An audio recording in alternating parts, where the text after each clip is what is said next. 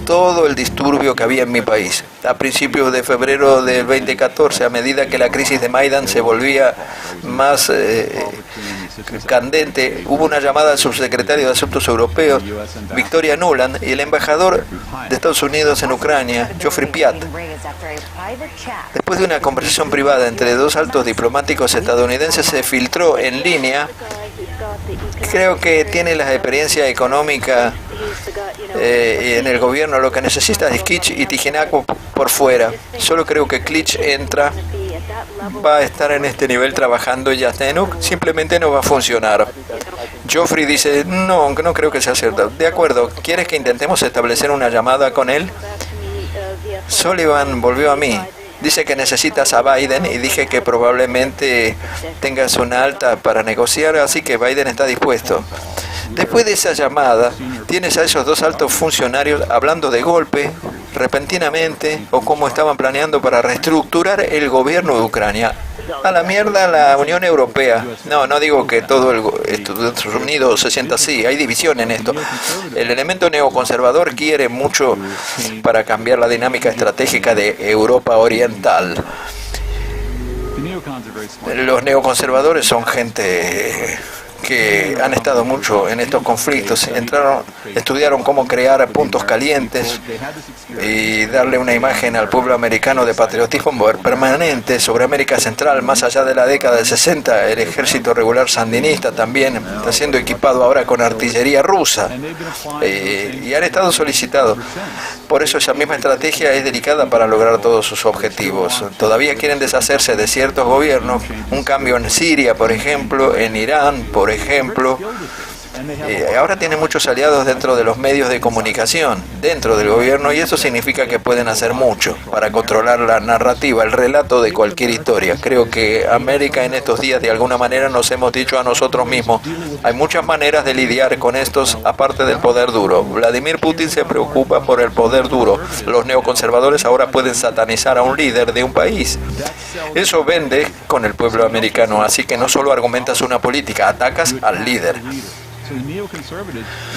Entonces los neoconservadores se volvieron muy hábiles en elegir líderes, en encontrar sus feos rasgos y luego resaltándolos. Yanukovych se podía decir que era un líder político bastante torpe. Tú lo conviertes en un demonio, es totalmente corrupto, malvado, quiere matar a la gente en Maidan. Estos maravillosos manifestantes de sombrero blanco, tienes uno con sombrero negro y sigues repitiendo ese escenario básico. Funciona con el pueblo estadounidense. Tienes que darte cuenta de lo que es Vladimir Putin, dice John Kay. Es un viejo coronel de la KGB que quiere restaurar el imperio ruso.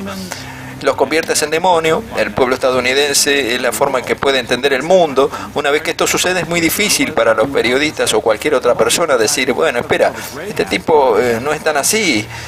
No es sombrero negro, sombrero blanco. Si dices eso, lo defiendes o estás a favor o en contra de Putin. Luego los ataques vienen a la persona que lo diga, el periodista, académico o quien sea. Cualquier buen director te lo dirá, que el tiempo y el ritmo son los componentes más esenciales para mantener la atención de una audiencia en música. O en cine también. Las técnicas utilizadas en Maidan requerían víctimas sagradas, sacrificios. Era parte del escenario. También se le puede llamar un método de traición, cuando los aliados y seguidores son arrojados implacablemente a la llama revolucionaria. La idea es sencilla. Cuando termine el trabajo de preparación, solo hay que apretar el gatillo para poner la máquina en movimiento. El asesinato político de Rafik Hariri, por ejemplo, que encabezó la revolución del Cedro en Líbano. Mirando hacia atrás, Víctor Yushchenko, justo antes de la Revolución Naranja en 2004. Ahora vemos que él mismo se convirtió en una víctima sagrada. Sí. La mayoría de los analistas políticos creen que esa compasión del pueblo ucraniano en ese momento inclinó la balanza dándole la presidencia.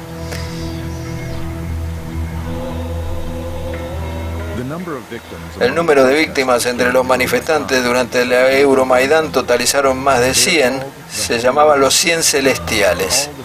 Todas las víctimas sagradas fueron inmediatamente mitificadas. La golpiza a los estudiantes del 30 de noviembre del 2013 fue el detonante obvio de Euromaidan. Los que enviaron provocadores entrenados a la plaza, muy bien me di cuenta de que los manifestantes pacíficos eran los quienes saldrían más lastimados. Es difícil mantener las protestas durante meses. Las tensiones disminuyen y la gente inevitablemente se cansa. Las vacaciones también son un gran toma de aire para las mentes. La gente quiere estar en casa con sus familias. Uno necesita ser inventivo y mantener a la gente en una ciudad fría estando contenta. ¿Cómo haces? Hay que crear shows, divertimentos, ollas populares.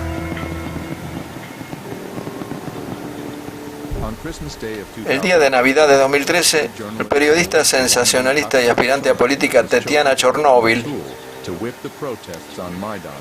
para azotar las protestas en Maidán, dice, conocida por investigar la corrupción en el gobierno, fue golpeada la periodista ucraniana durante la Navidad. Sus actos heroicos fueron más bien delitos menores. Una transgresora, allanamiento de la residencia de Yanukovych para apoderarse del edificio de la administración de la ciudad de Kiev. Entraba disfrazada como una heroína, como una superhéroe. Tetiana estaba más interesada en ser figura famosa, pero luego inició una carrera política que la llevó a terminar siendo diputada. Fue golpeada cruelmente en la Navidad de 2013. A pesar de los 3 días, todos los sospechosos fueron arrestados, confesaron que fue un incidente carretero donde la atacaron, pero los medios mundiales lo trataron como un ataque puramente político. Entonces se convirtió en una heroína, en una mártir. La golpiza se produjo en medio de una agitación en una protesta, dice la periodista esta, que finalmente terminó en una lista del partido opositor siendo diputada.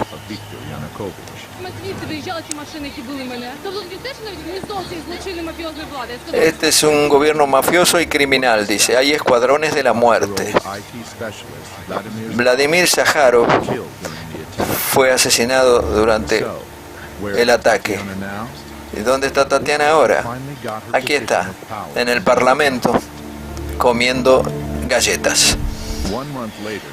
Un mes después llegó el momento de otro acto en esta obra. Manifestante ucraniano armenio Sergei Nigoyan fue uno de los primeros en llegar a Maidán. No era radical ni violento, pero en cambio ingenuo, lleno de esperanza. Ver a Sergei leer un poema patriótico es como ver una cinta de casting para el papel de una víctima sagrada. Sigue luchando, seguro que vas a ganar. Dios te ayuda en tu lucha por fama y libertad. Marcha contigo y justo a tu lado. Desafortunadamente, Sergei se convirtió en una víctima sagrada, traicionado por sus propios hermanos de ideología, después de que Sergei fuera asesinado temprano por la mañana en enero del 2014. Las circunstancias de su muerte siguen siendo desconocidas hasta el día de hoy. Aunque toda la zona de protesta fue filmada en ese momento, no hubo registros ni testigos para ayudar en la investigación.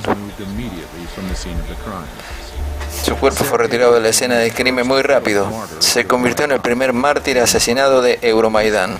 Los policías fueron designados como sus asesinos. Casi 2 años después, la investigación oficial sigue sin esclarecerse. Ahora se cree que el asesinato de Nigoyan fue un montaje por provocadores para intensificar el conflicto.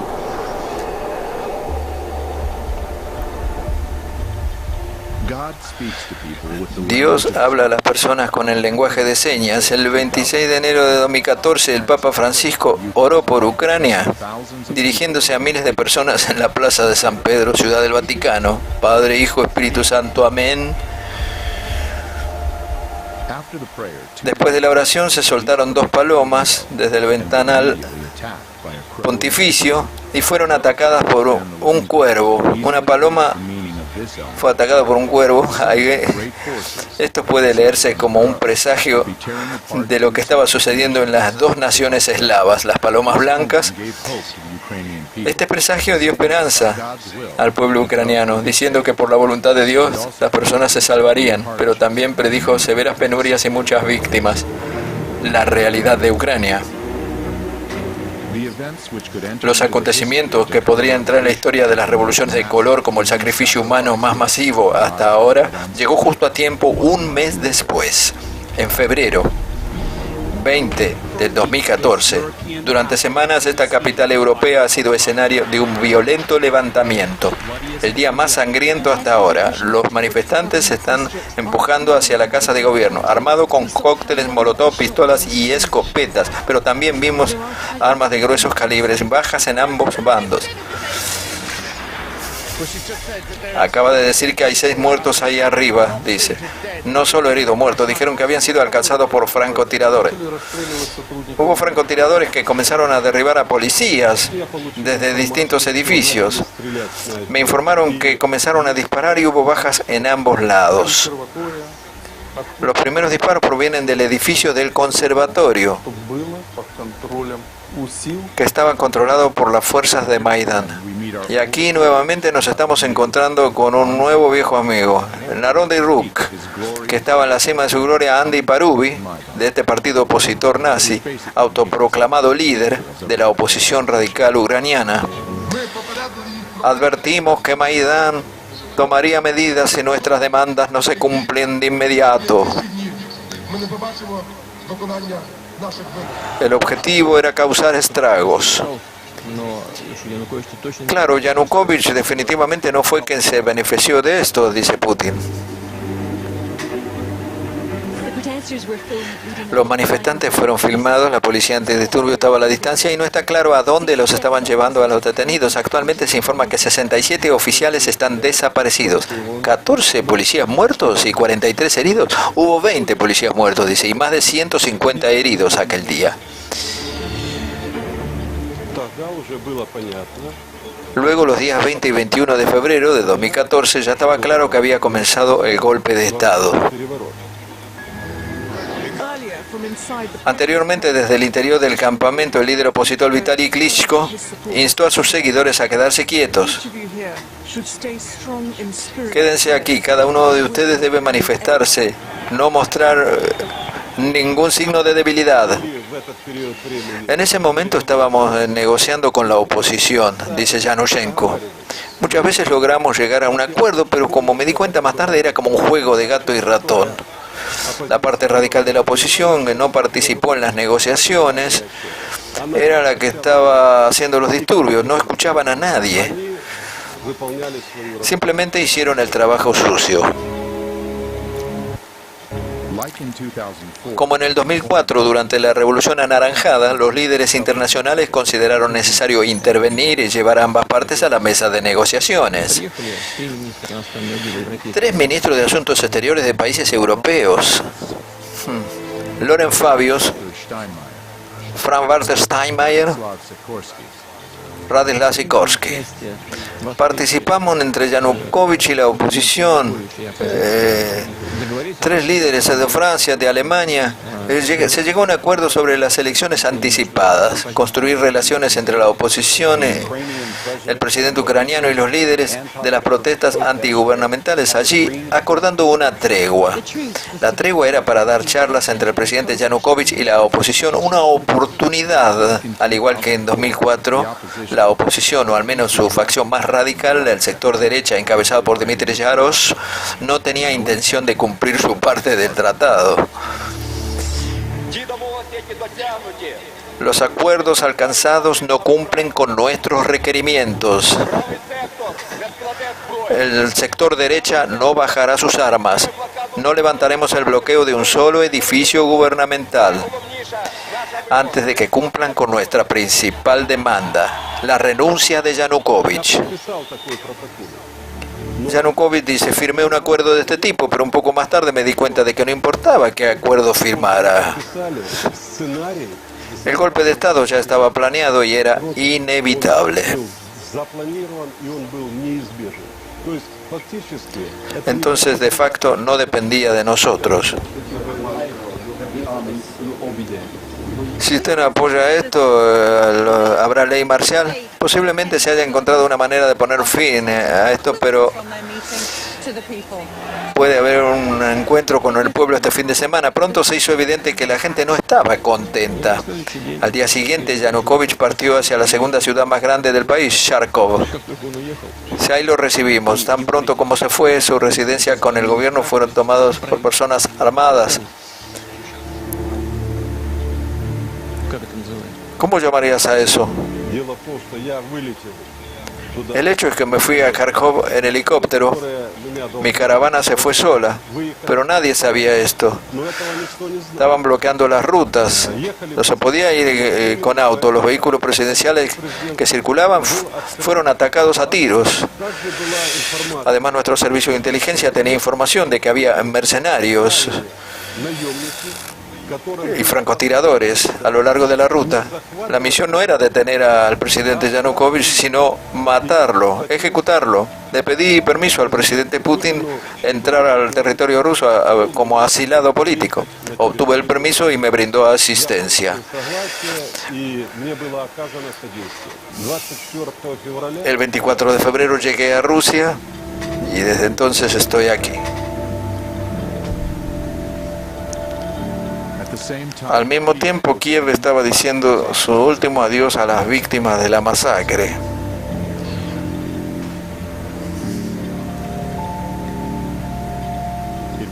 También estaban dando la bienvenida a aquellos que llegaron al poder a costa de esta sangre. El Parlamento ucraniano convertirá al nuevo presidente Oleksandr Turkhinov en presidente interino. Estos últimos acontecimientos se pueden cristalizar por la fuga del presidente Yanuchenko. Bueno, decían que me fugué, pero yo simplemente cuidé mi vida. Los tribunales constitucionales, como los supremos, tuvieron que estar involucrados en todo esto. Al menos 3/4 de los miembros del Parlamento deberían votar, pero eran 450 diputados. La mayoría, 3/4, deberían votar. Es decir, 338 votos a favor de hacerme un juicio político, pero solamente 328 votaron sí. Así que el departamento estadounidense dijo casi de inmediato que era legítimo el gobierno. Por eso, parte de ese esfuerzo por lograr el control de la economía ucraniana. Tal vez podrías traer a otro colaborador, como ser el embajador de Estados Unidos. Crimea quiere separarse, las cosas se intensifican rápidamente.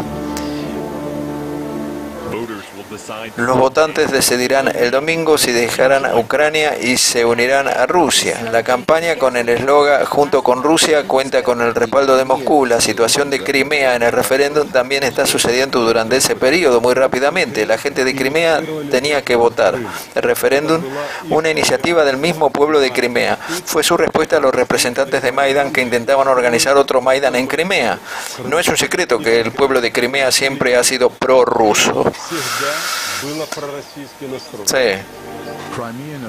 Las autoridades de Crimea, sintiendo el estado de ánimo de la gente, apoyó plenamente la decisión de Víctor Yanuchenko aplazar el acuerdo de asociación de Unión Europea de 2013 y lazos más profundos con Rusia. A medida que los acontecimientos de Kiev seguían su curso, las autoridades de Crimea emitieron una declaración poniendo en palabras los temores de su gente. Basado en la voluntad de los habitantes de Crimea que nos eligieron, declaremos que no daremos Crimea a los extremistas y neonazis, buscando tomar el poder en Ucrania a costa de la sangre del país y de sus ciudadanos, dice la declaración. Después del cambio de régimen de Kiev, los rumores comenzaron a extenderse en Crimea que las nuevas autoridades serían depuestas a lo que se le oponen. Estaba en plano un golpe en Crimea. Esto condujo a manifestaciones prorrusas rechazando el nuevo gobierno de Kiev. El 27 de febrero los edificios gubernamentales en la capital de Crimea fueron incautados por manifestantes prorrusos. El actual gobierno de Crimea había sido destituido y el nuevo líder Sergei Aksionov fue asignado como líder, como República Autónoma de Crimea.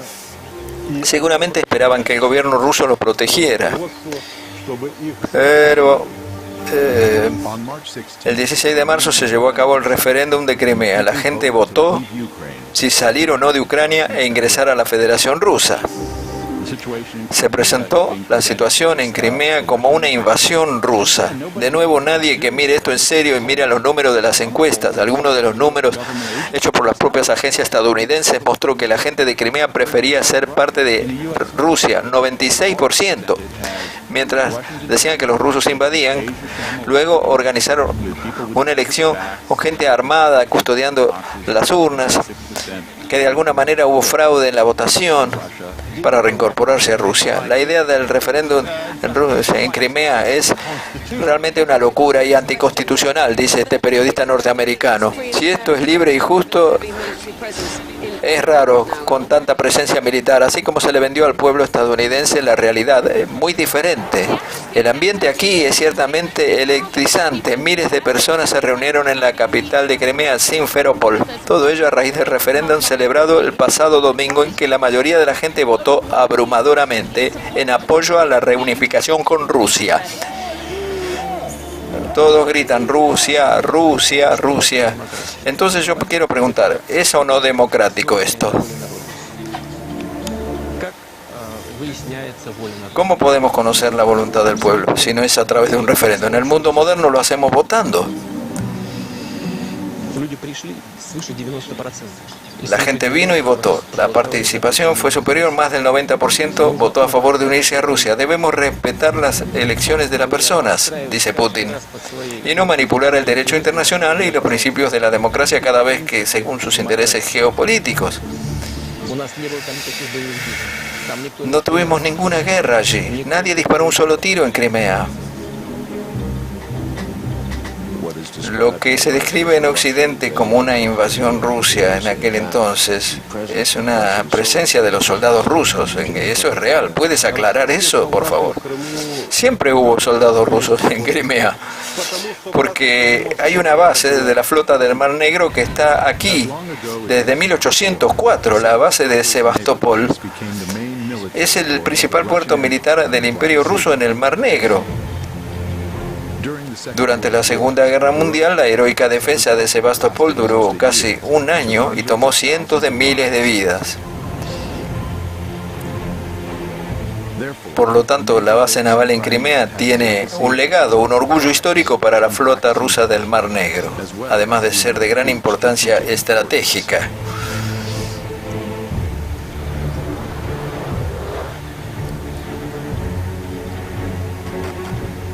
Lo que vivíamos en ese entonces, cuando hubo misiles soviéticos enfrente de las costas cubanas, ¿no? En el año 62, sobre tener armas de este tipo de destrucción colocadas a 200 millas de tu país, eso nos dio una lección en aquel momento. Si Estados Unidos consideraba a Cuba estar en su patio trasero, imagínense Crimea cómo queda a las puertas de Rusia. La consecuencia de una incautación de esta base y convertirla en base de la OTAN podría traer consecuencias muy graves, dice Putin. La base en sí solo no significa nada, pero hay un matiz que me gustaría señalar, dice Putin.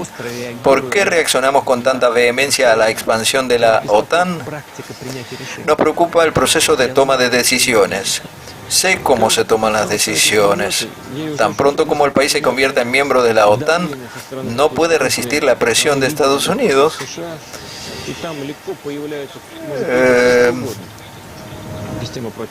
No te dejan crecer. Pronto cualquier cosa puede aparecer. Sistemas de defensa, nuevas bases si es necesario, nuevos armamento nuclear. Necesitamos tomar contramedidas. Es decir, apuntar nuestros sistemas de cohetes a las nuevas instalaciones que nos amenazan. Si somos atacados, ciertamente responderemos. A veces no entiendo muy bien la lógica de nuestros socios. Algunas veces parece que necesitan un enemigo externo todo el tiempo y establezcan la disciplina a los suyos. Sí. El llamado el bloque de Europa Occidental. Y a pesar de todas estas preocupaciones, Irán no está en esta conversación. Me preocupa toda la expansión de la OTAN. Se expandió en 13 países, hasta las fronteras de Rusia. 13 países. Es un asunto muy peligroso, un tema de guerra. La guerra entre Rusia y Estados Unidos sería una completa locura.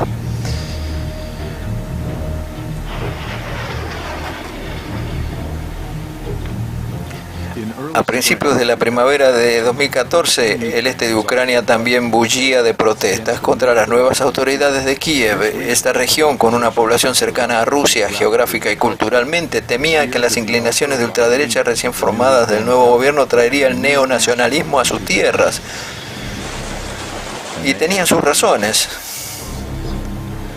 El estatus del idioma ruso en Ucrania ha sido un escollo durante muchos años.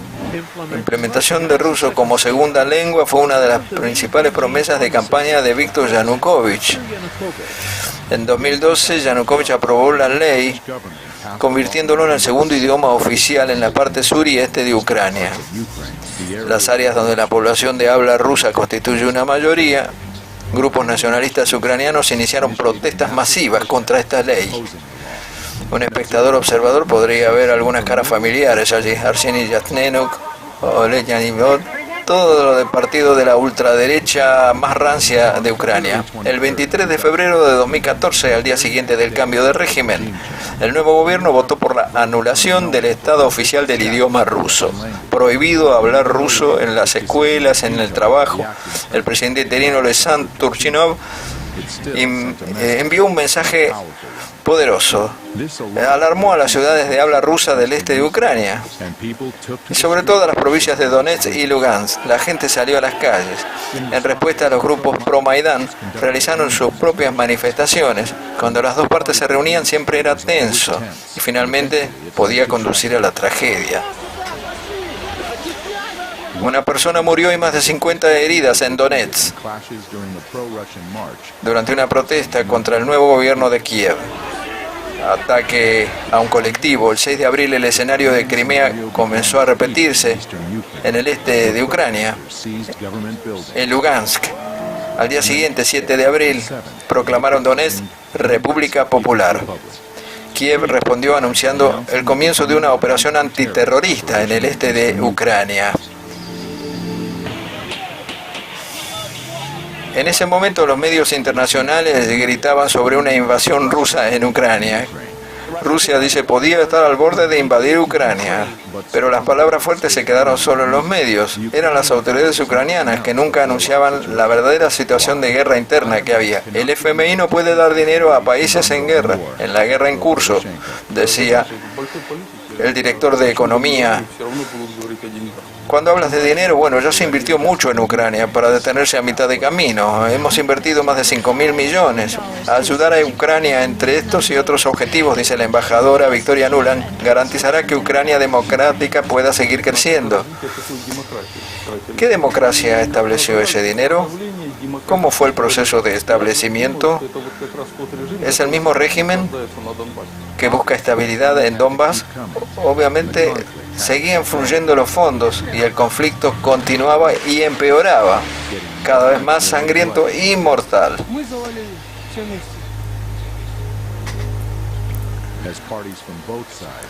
Se utilizaban armas que se estaban experimentando por primera vez, armamento procedente de Gran Bretaña y Estados Unidos. El señor Turchinov tiene una gran responsabilidad por iniciar una guerra contra su propio pueblo. Este presidente interino envió las tropas a Donbass.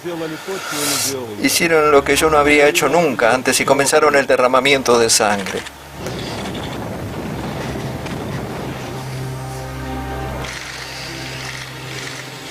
El mundo parecía demasiado ocupado dando la bienvenida a esta democracia en Kiev.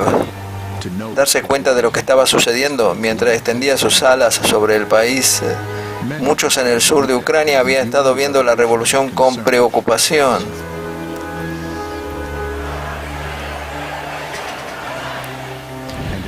Se formó un movimiento anti-Maidán en la ciudad de Odessa a principios de enero de 2014. Los manifestantes instalaron un campamento en la casa del sindicato, un edificio que pronto se convertiría en un monumento debido a la masacre propia. la central sindical. Es difícil sobreestimar lo que pasó en Odesa. Está estratégicamente ubicado como puerto marítimo más grande de Ucrania, y no sorprende que las nuevas autoridades estaban viendo la situación que desarrollaba allí con creciente alarma. Más y más gente de Odesa se estaba uniendo al movimiento anti-Maidán, al mismo tiempo que en el este de Ucrania se estaba calentando el nuevo gobierno ucraniano y ya no tenía el poder de hacer la guerra en tantos frentes al mismo tiempo. Si Odesa se uniera al creciente levantamiento de las regiones orientales, complicaría seriamente la situación. Esta rebelión tenía que ser extinguida de inmediato y a cualquier costo, y ese costo fue alto. El 2 de mayo de 2014, los aficionados al fútbol acudieron al centro de la ciudad de Odesa para el partido por el campeonato ucraniano. Sorprendentemente, gran número de estos fans que descendió a la ciudad de Odesa la noche anterior resultaron ser combatientes de las unidades de autodefensa de Maidán, junto con miembros de organizaciones políticas de todas partes de Ucrania. Gloria a la nación, dice muerte a los enemigos, viva Ucrania. Estos fanáticos, enmascarados, armados y gritando consignas nacionalistas, comenzaron los disturbios en el centro de la ciudad mientras se desarrollaba el partido. Marchaban a los campamentos anti-Maidán y atacaron. Los anti-Maidán se refugiaron en el sindicato, en el edificio de la central obrera, hasta que este fue envuelto en llamas de tanto cóctel molotov que le arrojó. Personas quemadas vivas en el interior o tratando de escapar. Saltó desde las ventanas. Aunque la estación de bomberos estaba a 4 cuadras de distancia, tardaron media hora en llegar. Cuando finalmente lo hicieron, el daño ya estaba hecho.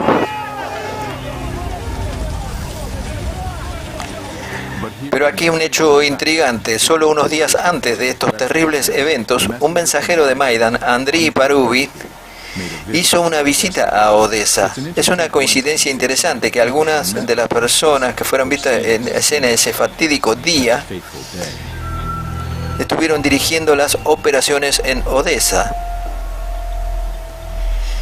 Pero no todos estaban de luto. En el popular programa de entrevistas políticas Shuster Live, las noticias sobre las personas caídas en Odesa fue recibida con una ronda de aplausos.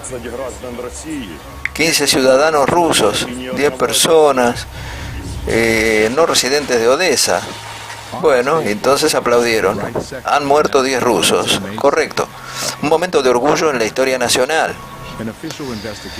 Una investigación oficial de lo que está sucediendo ahora durante casi 2 años y todavía no se ha esclarecido el episodio. Parece que expertos tenían toda la información que necesitaban desde el principio para perpetrar ese ataque mortal.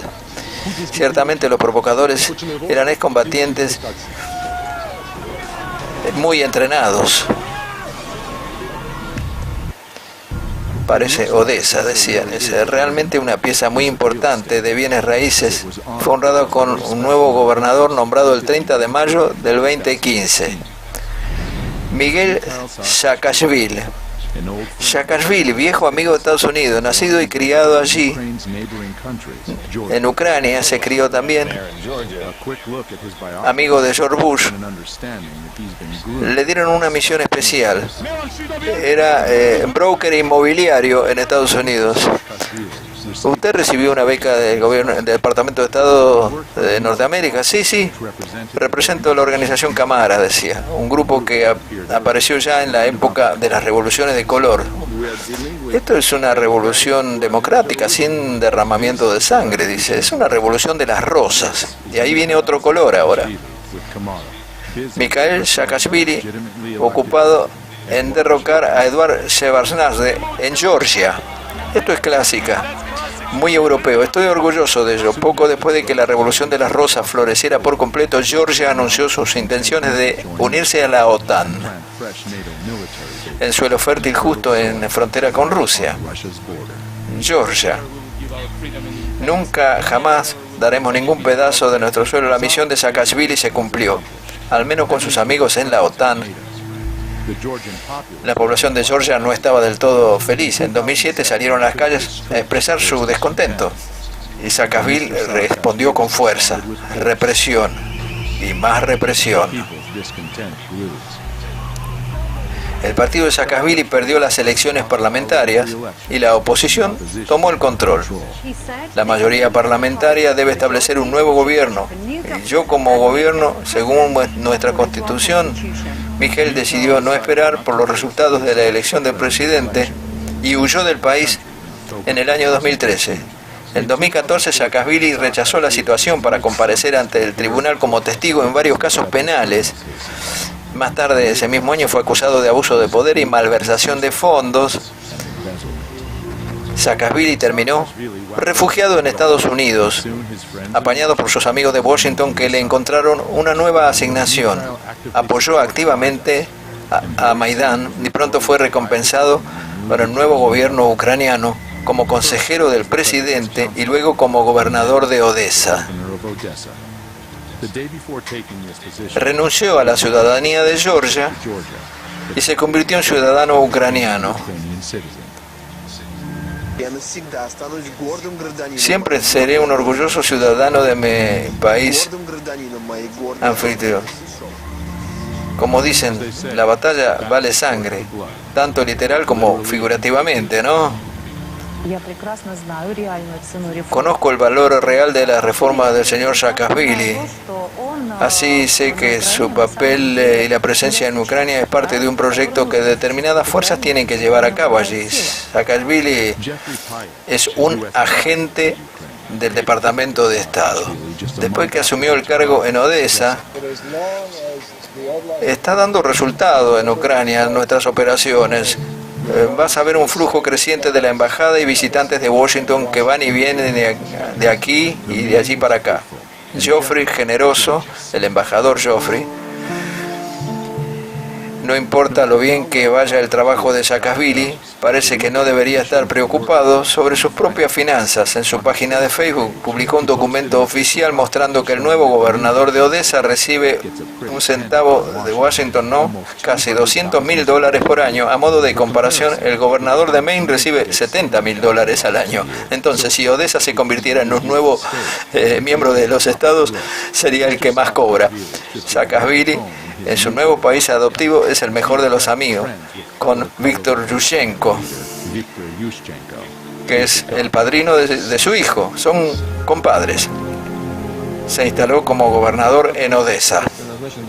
Bueno, el expresidente Saakashvili se instaló allí como gobernador. Entonces, un hombre que trabaja, se hizo ucraniano y trabaja para el gobierno de Estados Unidos. Ni siquiera le dieron una visa de trabajo en Estados Unidos. No tiene esos documentos. Las universidades donde aplicó no le ofrecieron trabajo permanente por incapaz. Pero puede ser el gobernador de Odessa, ¿no? Dice Putin. Y no hay ucranianos profesionales capaces y aptos para ese trabajo. Es muy curioso todo esto.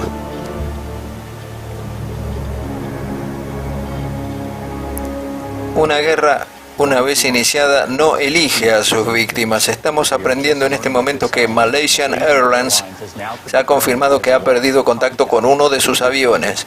El avión fue efectivamente derribado por un misil mientras volaba a gran altura sobre el este de Ucrania, cerca de la frontera rusa. 298 números revisados de almas a bordo, todas tenidas por muerta. Fue un asesinato, fue un crimen. Ha habido esta extraña indiferencia sobre buscar las respuestas. Hubo un informe muy limitado, a cabo de unos meses después del evento, pero desde entonces dijeron que el próximo informe sería en el primer aniversario del evento. Pero te enfrentas con una investigación turbia. Hubo ese elemento curioso. ¿Por qué no hay mayor presión de los medios en ciertos casos y los gobiernos occidentales para responder a estas preguntas? Pero incluso sin ninguna respuesta, los dedos fueron señalando inmediatamente. Esto no ha sido un accidente. Esto está sucediendo por el apoyo ruso. La evidencia indica que el avión fue derribado por un misil tierra-aire desde el área que controlan los separatistas controlados por los rusos en el este de Ucrania. Tras escuchar estas palabras de Obama, bueno, ciertamente es una operación en contra de nuestro gobierno, dijo Putin. El 1 de septiembre de 1983, el vuelo 007 de Korean Airlines de Nueva York a Seúl vía Anchorage fue derribado sobre territorio entre el mar del Japón y la Unión Soviética. En realidad, mal dicho, Unión Soviética, en aquel tiempo,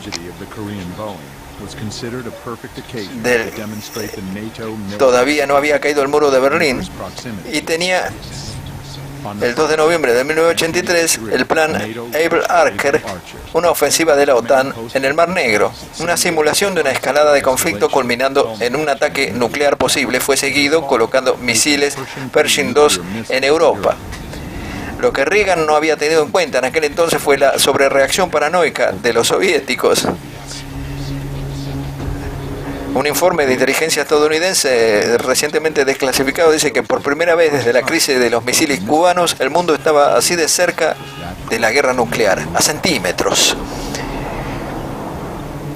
Al igual que en 1983, el accidente del Boeing de Malasia fue apalancado contra el enemigo. Una nueva ola de sanciones golpea a Rusia. Inmediatamente después de la tragedia, Estados Unidos impone sanciones económicas. Sectores claves de la economía rusa, dice Obama, casi un año y 3 meses después. Damas y caballeros, se ha provocado el accidente con una ojiva 9M314 detonada fuera del avión, del lado izquierdo de la cabina. El informe no culpó cualquier grupo o persona específica y estimó un área muy amplia de 320 kilómetros como la zona desde la que se disparó el misil. Al mismo tiempo, el productor ruso de misiles Buk Almaz-Antey llevó a cabo su propia investigación independiente en octubre de 2015. Los resultados de este experimento rechazan las conclusiones acerca del misil y el lugar de lanzamiento. Volaron un avión retirado con un misil, llegaron a la conclusión de que el avión de Malasia fue retirado por el tipo más antiguo de misiles que Rusia ya no usa, pero aún en posesión de Ucrania. La empresa afirma que fue lanzado desde el territorio controlado por el ejército ucraniano. Uno esperaría que estos controvertidos resultados volverían a despertar el interés público en la investigación, pero la tragedia del vuelo Malasia MH17 ya había jugado su papel en el gran juego geopolítico, por lo tanto, prontamente se olvidó. El objetivo se logró. Después de la tercera hora de sanciones, las tensiones entre los dos países se dispararon. La pregunta se presenta: ¿estamos realmente presenciando el gobierno de la nueva Guerra Fría 2.0? Y si es así, ¿cuáles son nuestras posibilidades de sobrevivir?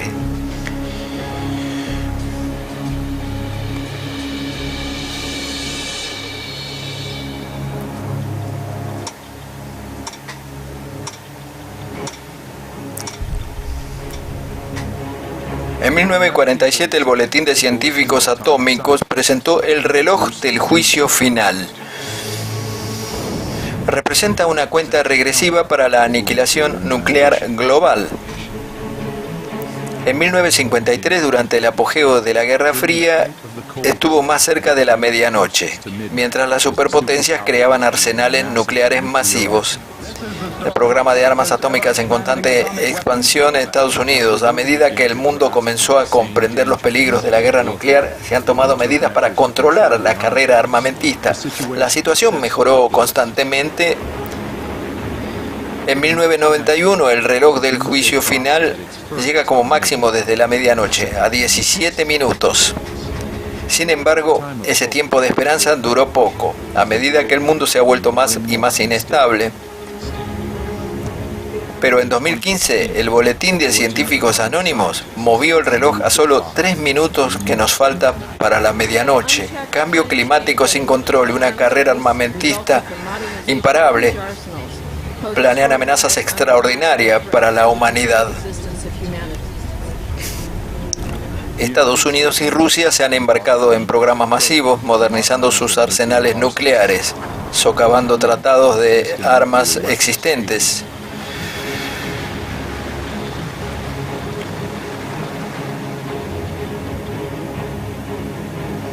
El reloj marca ahora solo 3 minutos que nos falta para esa medianoche, porque los líderes mundiales no están cumpliendo con su deber más importante: asegurar y preservar la salud y la vitalidad de la civilización humana.